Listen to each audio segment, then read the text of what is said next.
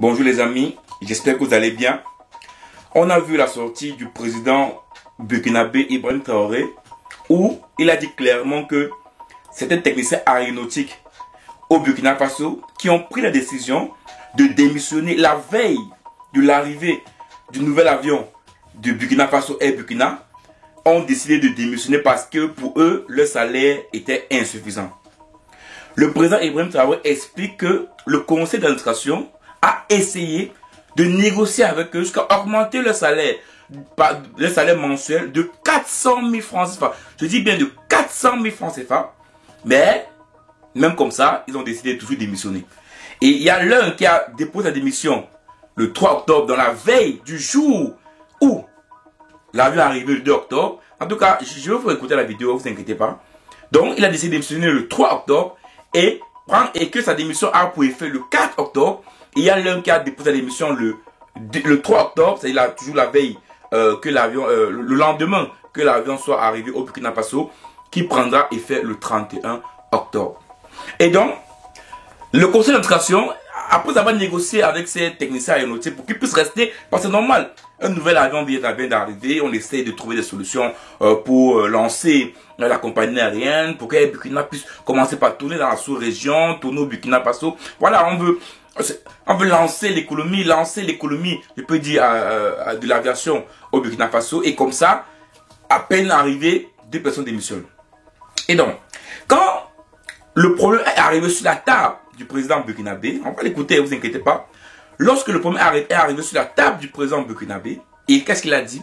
Il a dit clairement que ces 2 techniciens aéronautiques qui ont décidé de démissionner le lendemain du jour que les avions ont atterri, que l'avion a atterri au Burkina Faso, vont travailler de gré ou de force.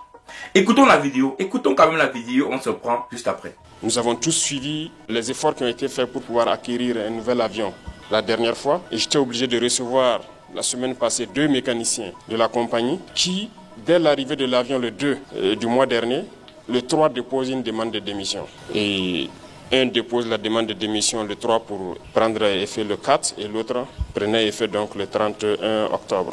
Et pour cause, il demande une augmentation des salaires de plus de 2 millions. C'est du sabotage. Et je pense que c'est un manque de patriotisme grave. Le conseil d'administration a essayé, vaille que vaille, de les raisonner. Ils sont même allés faire des concessions jusqu'à 400 000 francs de plus sur leur salaire et tout. Ils ont refusé catégoriquement, ils ont refusé de travailler. Pendant qu'on sait bien que l'avion, à chaque vol, on a besoin de vérifier un certain nombre de choses pour qu'il puisse se relancer. Mais ils ont refusé de travailler pendant que le nouvel avion venait d'arriver. Ça, c'est du sabotage pur et dur. Un avion qui arrive le 2 et le 3, vous décidez de ne pas travailler, des mécaniciens. Nous étions obligés de les recevoir et de passer donc le message qu'ils vont travailler de gré ou de force. On ne demande pas à quelqu'un, nous n'allons pas négocier encore. Ils vont travailler et c'est ce qui est en train de se faire. Vous venez à l'instant d'écouter Ibrahim Traoré. Donc il dit clairement que ces 2 messieurs, ces 2 gars, ces 2 ingénieurs aéronautiques vont travailler de gré ou de force. Alors les amis, est-ce que c'est une dictature? Est-ce qu'on peut obliger les gens à travailler? Oui. Tu sais, beaucoup de personnes me disent, ah oui, c'est pas normal. On ne peut pas obliger les gens à travailler. C'est la démocratie. Ils n'ont pas à le faire. Si les gens veulent travailler, ils ne peuvent travailler. S'ils ne veulent pas, si on négocie 400 000 francs et qu'eux, ils veulent une augmentation de 2 millions de francs CFA et qu'ils n'ont pas cette augmentation-là, ils sont à libre à eux de ne pas travailler. Mais, concrètement, d'un point de vue démocratie à l'européenne, on est d'accord. Mais les amis, il faut comprendre une chose. Le Burkina Faso vient à peine d'avoir sa souveraineté. Beaucoup de pays africains francophones n'ont pas la souveraineté, on le sait. Il n'y a que quelques-uns qui ont pas la souveraineté, le Burkina, le Mali et le Niger. Donc actuellement, ils sont en train de trouver des voies et moyens d'avancer, de grandir. Et vous savez pertinemment que ils ont chassé la France de chez eux, chassé les Américains de chez eux. Et donc ces peuples-là, ces pays-là, font tout et tout pour les mettre les bâtons dans les roues. Et donc, on demande au peuple d'être patriote.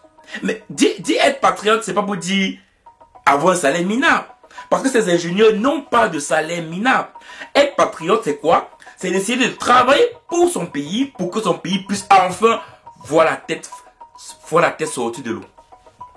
Mais, ces ingénieurs burkinabés, bien que le conseil négocie avec eux parce qu'ils comprennent l'importance de ces gars-là pour la compagnie, non, il décide quand même de démissionner. Et donc, clairement ici, le président du Burkina Faso s'est dit, mais c'est pas un complot. Pourquoi subitement, quand l'avion arrive, subitement il démissionne? Pourquoi ne pas le faire avant? Ou pourquoi pas après? Pourquoi le faire directement le lendemain? Et donc, il a vu comme ça, comme une défiance, comme un complot envers le Burkina Faso. Vous savez que le Burkina Faso a fait l'objet de beaucoup de... Vous savez, on avait les sorties récemment, des traîtres, certains militaires qui travaillaient pour le colon, voilà, dans le but de déstabiliser le Burkina Faso. Et donc, le président a dit, vous allez travailler de gré ou de force. Les amis, vous savez, la démocratie ne peut pas être faite pour tout le monde. Il y a certains moments où on est obligé de mettre un peu de la dictature. Oui, la liberté existe. C'est ça d'ailleurs qu'on dit que oui, il faut une liberté. Mais est-ce que c'est tout le monde qu'on peut donner une liberté? Est-ce que c'est tout le monde qui mérite la liberté? Oui, vous savez, je sais quand je parle comme ça, les gens me diront que mais c'était toi, qu'est-ce que tu allais faire? Oui, je vous comprends. Mais ces gars sont payés. Ces gars ont un salaire. Actuellement, le Burkina Faso est en train d'aller vers la voie du développement. Comment est-ce que la Chine s'est développée? Comment est-ce que l'Inde se développe? Comment est-ce que le Brésil se développe? Tous ces pays, aujourd'hui qu'on parle de la Chine, aujourd'hui, la Corée du Sud, comment ils se développent? Il y a des gars là-bas qui travaillent même pour rien, qui travaillent sur même des heures supplémentaires pour rien. Parce que ils savent que non seulement c'est important pour leur pays, mais c'est également important pour leurs propres enfants. Parce que l'apogée, le développement d'un pays est d'abord propre, et d'abord pour l'intérêt, non seulement de la nation, mais également de sa propre vie à soi-même, et même de sa progéniture, de sa famille. Donc quand on travaille pour un État, le but c'est quoi? C'est d'avancer, c'est de grandir pour que nos enfants puissent en profiter. Nos arrière-enfants, je ne sais pas comment ça, nos enfants de génération en génération, puissent en profiter. Donc, Ibrahim Traoré dit maintenant, il est temps que vous arrêtez ça et que vous allez travailler de gré ou de force, parce que cette compagnie c'est d'abord pour le Burkina Faso. À un moment donné, les amis, il faut ça.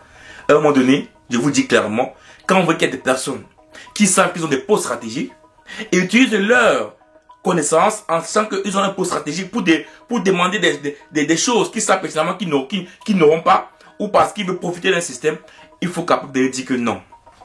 Que là, vous exagérez. Parce qu'il faut le dire clairement, il faut prendre la moyenne dans le monde. Est-ce que si je prends le salaire d'un ingénieur aéronautique en France ou aux États-Unis, est-ce que par exemple, on va dire qu'il gagne 10 fois qu'un ingénieur aéronautique au Burkina Faso? Et même s'il gagne 3-4 fois, il faut gagner le niveau de vie du pays. Parce que gagner 1000 euros en Europe et 1000 euros en Afrique, c'est pas la même chose. Moi, si j'ai 1000 euros en Europe et que quelqu'un personne a 1000 euros, peut-être au Cameroun, Burkina Faso, lui au Cameroun, Burkina Faso, va vivre une vie beaucoup plus décente que moi si j'ai 1000 euros en Europe. Parce que c'est pas le même niveau de vie. Le coût de vie n'est pas pareil. Est-ce que par rapport à ce qu'ils gagnent au Burkina Faso, le coût de vie est tellement important que ça fait en ce que, et je suis sûr même qu'ils ont des avantages. Donc, à un moment donné, le président du Burkina Faso a décidé clairement ici de les forcer à travailler, oui. Forcer les personnes à travailler, des fois, peut amener à ce qu'ils font n'importe quoi. Vous savez, dans le domaine aérien, c'est vrai qu'il y a un risque. Oui, il y a un réel risque. S'ils ne font pas leur boulot comme il faut, s'ils essaient de faire du n'importe quoi, ça peut être même un danger pour le Burkina Faso. Donc, moi, je pense que oui, on les oblige à travailler. Je pense qu'il est important également de pouvoir discuter avec eux, d'essayer de faire qu'ils reviennent à la raison, pour qu'ils puissent comprendre l'importance de leur travail pour le pays. Parce que, je dis tantôt, ça reste quand même l'aéronautique, l'aviation, reste un secteur qui est risqué. Chez des personnes qui travaillent de manière forcée, ça peut être un danger pour des personnes qui vont prendre cette compagnie-là. Donc, c'est vrai, à un moment donné, il faut également parler de ce risque-là. Donc, je trouve qu'à un moment donné, oui, il faut les obliger à travailler, mais également, compte tenu du secteur d'activité, c'est important également de négocier avec eux pour trouver un moyen pour qu'ils puissent travailler dans de bonnes conditions et que les passagers qui vont prendre Air Burkina soient également en sécurité.